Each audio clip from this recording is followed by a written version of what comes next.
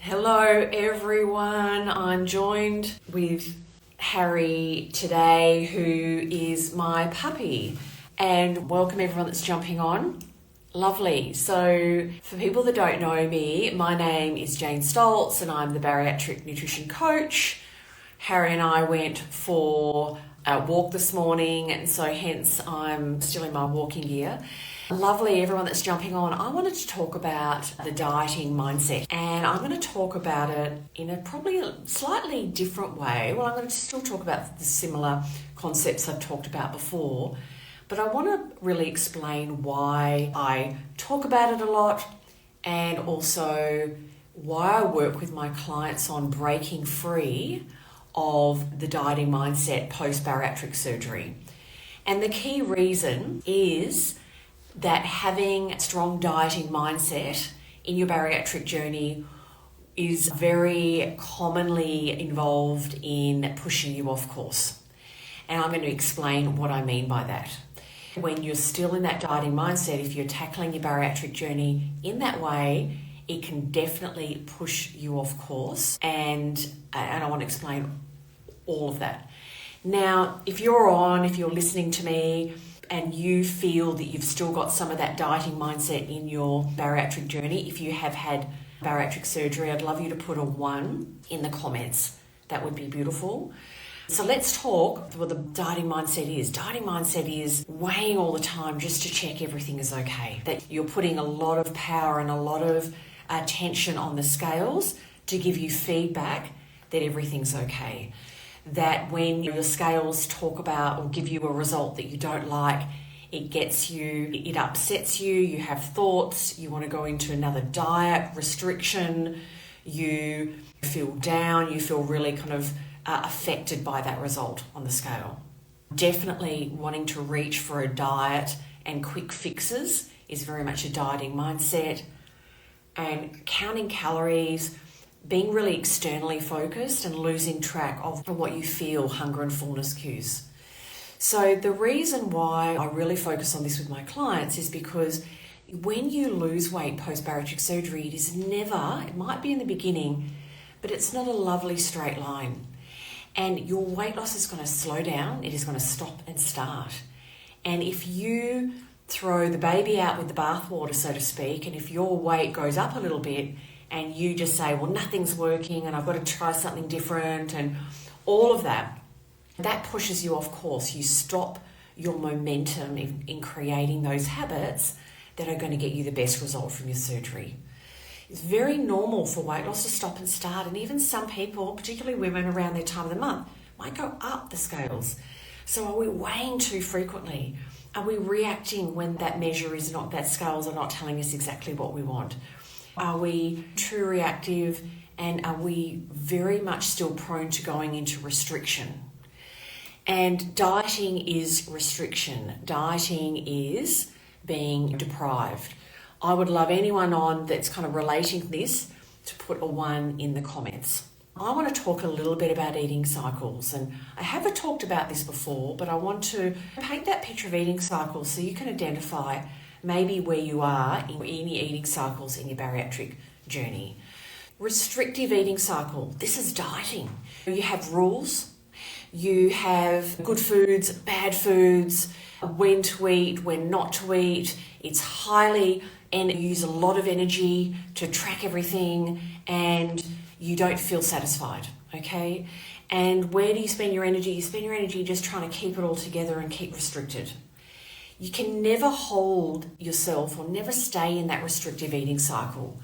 You will bounce at some point into the other main cycle, the overeating cycle. You may restrict during the day, and then you bounce into that overeating cycle after dinner. You're physically hungry, but also you're emotional.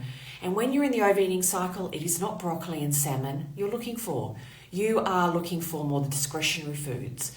You feel guilty for eating them, so you eat them quickly. You can eat them in private. You feel guilty, you feel all of that shame, and then you can go back into, I call it bounce, or go back into a restrictive eating cycle. So the restrictive eating cycle, dieting. The overeating cycle is where you go in between, and that's that yo dieting, because you cannot stay in that restrictive eating cycle.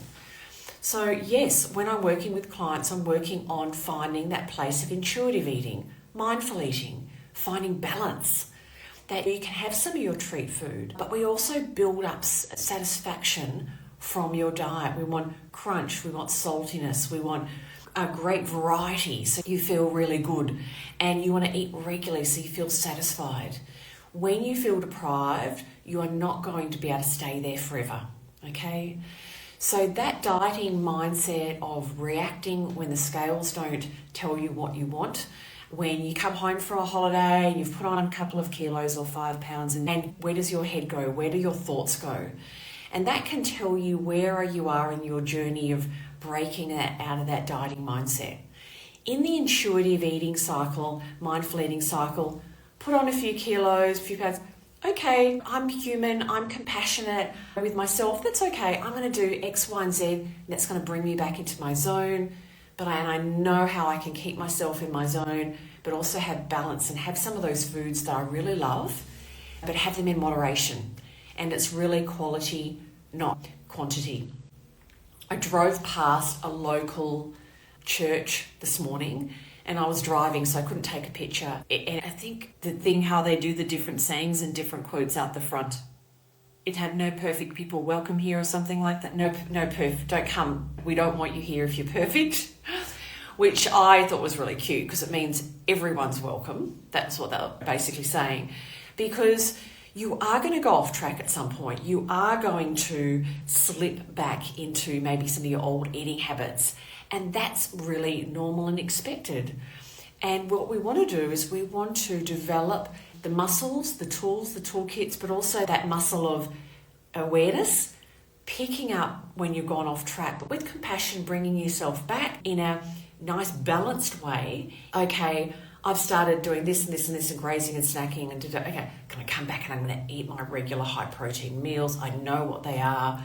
And I know that keeps me feel satisfied as opposed to, I put on kilo, I'm going to go back into restriction, deprivation. And that then creates that cycle. And we cycle then, we're in restriction, we'll bounce into overeating. You feel guilty and there's that cycle again. So we want to break out of that restrictive overeating and into that mindful eating and intuitive eating. And it's compassion with ourselves that will get us there and keep us there and kind of keep going back in there. That awareness that we're not perfect, never going to be perfect. Diets don't work, restriction doesn't work. So why are we still doing it post-weight loss surgery? We're still doing it because it's an old habit, and old habits die hard. And as humans, if we're uncomfortable, if we're not happy where we are, we just want to be on a quick fix and we want to move out of that. Well, we can feel that movement out of that in a much more powerful way by just, okay, I'm off track, that's okay. I know if I do X, Y, maybe 3 things, but usually 1 or 2, it brings us back into the mindful eating and gets me back on track. And then that's all good. So that's what I wanted to share today, because the dieting mindset can sound a bit like a bit of an add-on of like, you probably think, well, I've had bariatric surgery, Jane, as a bariatric dietitian. I want you to tell me what to eat, right? What are good food choices, how much to eat, and all that. And I know that's what I need, and give me a meal plan and da-da-da-da. But actually there's more work to be done, and there's more, the area I work with my clients is a lot broader than that, because it's not just what we eat, it's how you eat and also why you eat. And your relationship with food takes time to change in the bariatric journey. So I hope you found this of value. I think I warmed up over my live. Some lives, some mornings I can just talk. Talk. I've got all the words, and other mornings I struggle a little bit. But thank you so much for being on. Thank you, Harry, for joining us today. He didn't have much to say. There he is. Oh, he's pooped. We did a big walk this morning. And if you are struggling with this part of your bariatric journey, of struggling with that relationship with food, feeling confident, and also feeling not guilty about what you're eating, that confidence, but knowing you're making good food choices, but also confident that whenever you do or go off track, that you know how to get yourself back on track.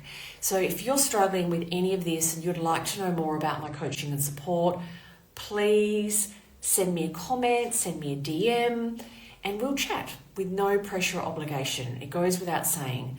To know more about how my coaching works, how I can help you, and all the options, there is no pressure or obligation. So thank you everyone for listening, and I look forward to being back with you next Tuesday. Bye for now.